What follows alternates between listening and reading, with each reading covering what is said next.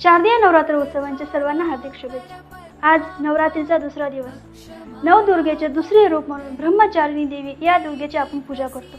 ब्रह्म म्हणजे तप आणि ब्रह्मचारिणी म्हणजे तपाचे आचरण करणारी। देवीबद्दल बघितलं तर देवीच्या उजव्या हातामध्ये जपमाळ आणि डाव्या हातामध्ये कमंडलू आहेत। जेव्हा पूर्वजन्मामध्ये जेव्हा हिमालयाची मुलगी म्हणून या देवीने जन्म घेतला त्यावेळेस नारद मुनींनी देवीला तप करण्यास सांगितलं।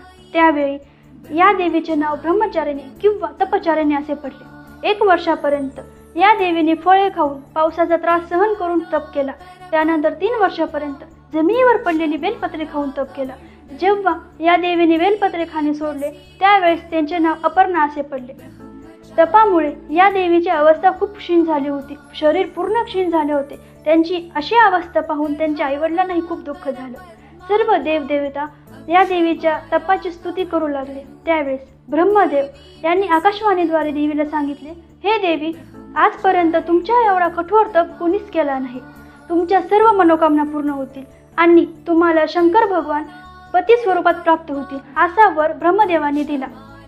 ब्रह्मचारिणी देवी ही खूप फळ देणारी देवी आहे। ह्या देवीची उपासना केल्यावरती मनुष्याला तप, त्याग, वैराग्य आणि संयम या 4 गोष्टी भेटतात। या देवीच्या कृपेने मनुष्यामध्ये सिद्धी प्राप्त होते, मनुष्याचा विजय होतो।